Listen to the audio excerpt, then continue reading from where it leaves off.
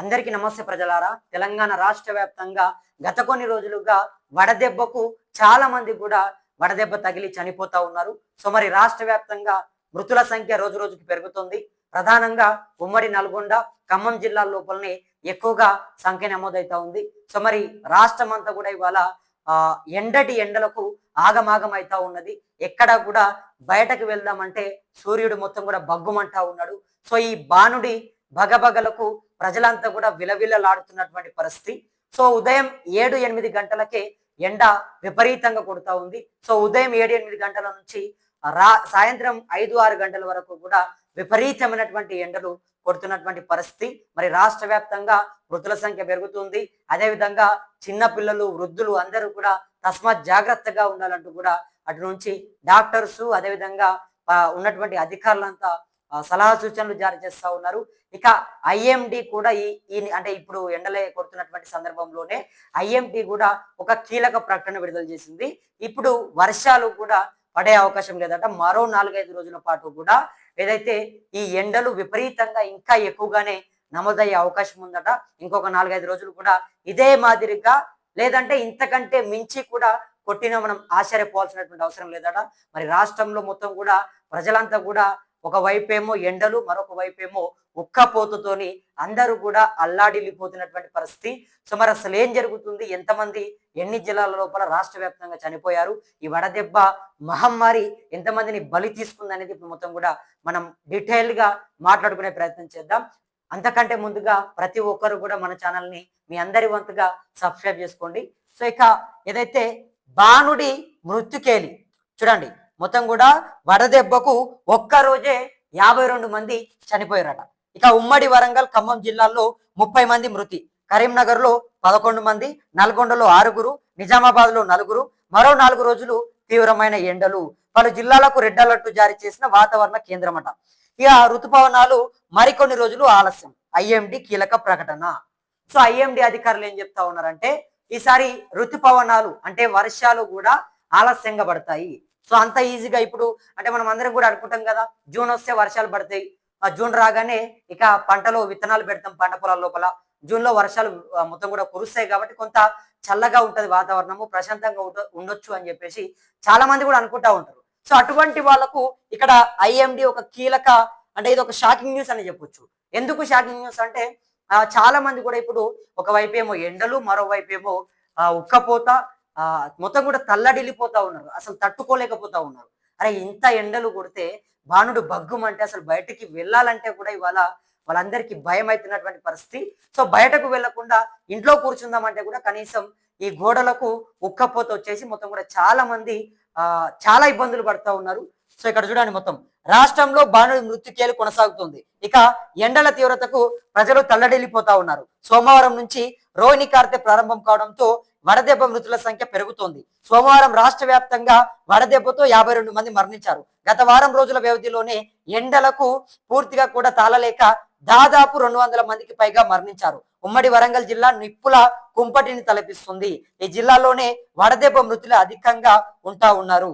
జిల్లాలో వడదెబ్బతో సోమవారం 16 మంది మృతి చెందగా ఇక ఏదైతే ఉమ్మడి వరంగల్లో వడదెబ్బకు సంబంధించి వడదెబ్బ తగిలి చాలా మంది చనిపోతా ఉన్నారట.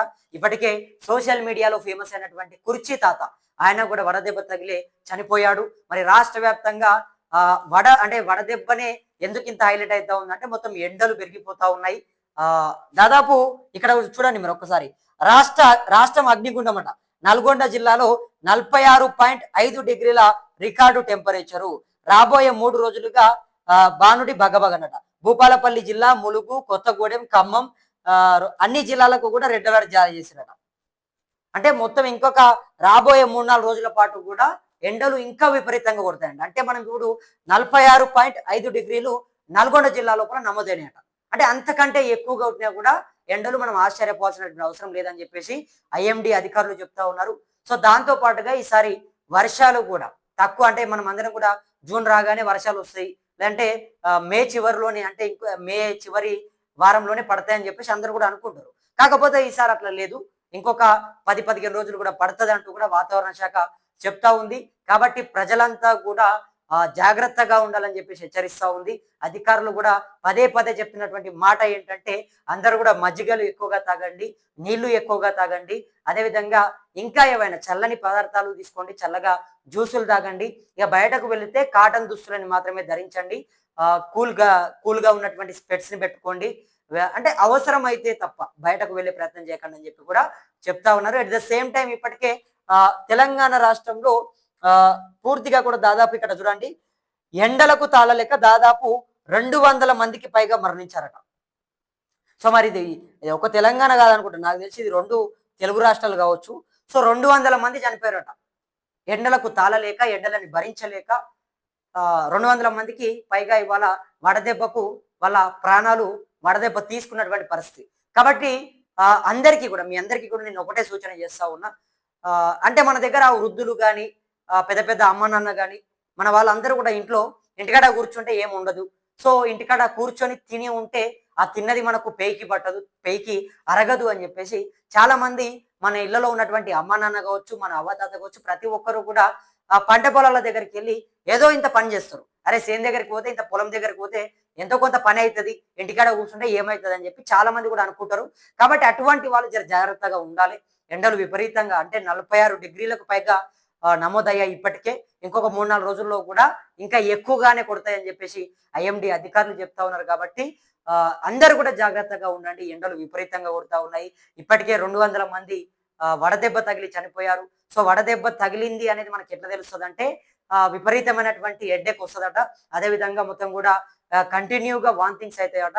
సో అట్లా మీకు ఏమైనా అయితే మీరు అందరూ కూడా డాక్టర్స్ ని సంప్రదించే ప్రయత్నం చేయండి. డాక్టర్స్ ని కలిసిన తర్వాత వాళ్ళే మీకు ఏమైంది అనేది చూస్తారు, చూసి మెడిసిన్ రాసే ప్రయత్నం చేస్తారు. ఒకవేళ వడదెబ్బ తగిలితే గనక కొంత మంచిగా దాన్ని తొందరగానే తగ్గించడానికి ట్రీట్మెంట్ కూడా చేస్తారు. కాబట్టి ఇప్పటికే మరి రాష్ట్రంలో మనం చూస్తా ఉన్నాం, అనేక మంది ఉమ్మడి వరంగల్ అదేవిధంగా ఖమ్మం జిల్లా, ఈ 2 జిల్లాల్లోనే 30 మంది చనిపోయారట.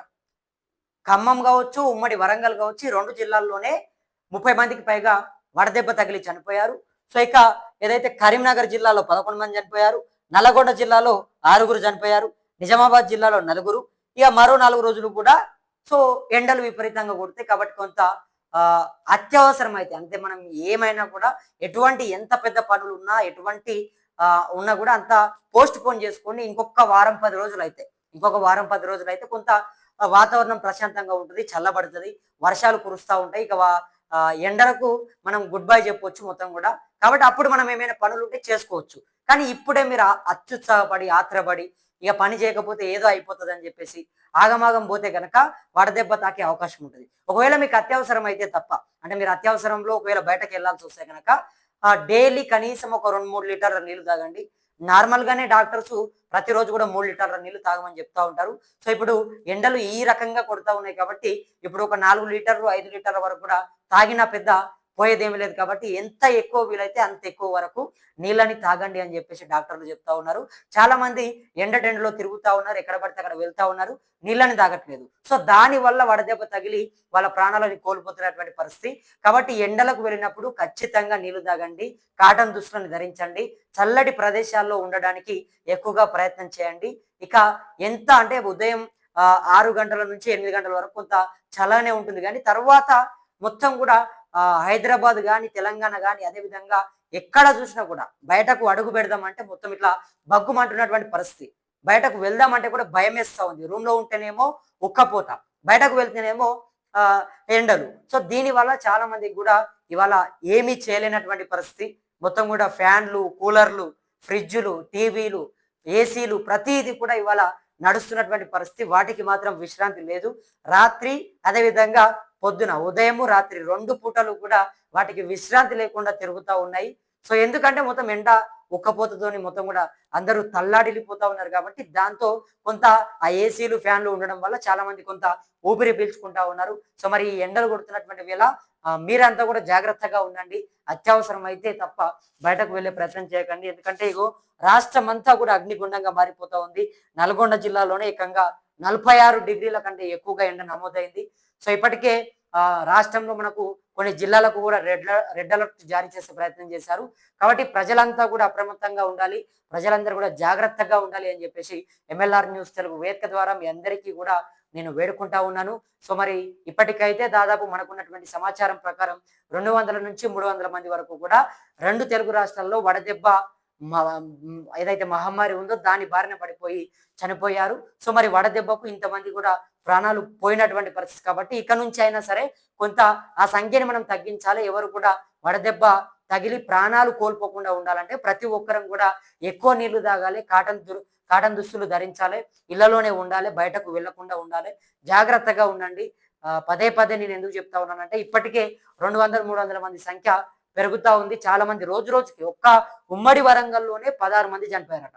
కాబట్టి ప్రతి ఒక్కరు కూడా చాలా అలర్ట్ గా ఉండాలి. ఇంకొక 10 రోజుల పాటు ఇదే విధంగా అంటే ఇన్ని రోజులు ఏ రకంగా అయితే ఓపికతో ఉన్నారో ఇంకొక 10 రోజులు కూడా ఇదే మాదిరిగా ఉండండి. తర్వాత మీరు యథావిధిగా ఎటువంటి పనులు ఉన్నా కూడా వెళ్ళి చేసుకునే ఒక అవకాశం ఉంటుంది. కాబట్టి మరి ఇటువంటి మరిన్ని వార్తలని మీ ముందుకు తీసుకొచ్చేందుకు మన ఛానల్ని మీ అందరి వంతుగా సబ్స్క్రైబ్ చేసుకోండి. అదేవిధంగా మనకు ప్రతి ఒక్కరు కూడా అండగా ఉంటారని చెప్పి నా మనస్ఫూర్తిగా వేడుకుంటూ నేను మీ కొత్తూరు రమేష్. ధన్యవాదాలు మిత్రులారా.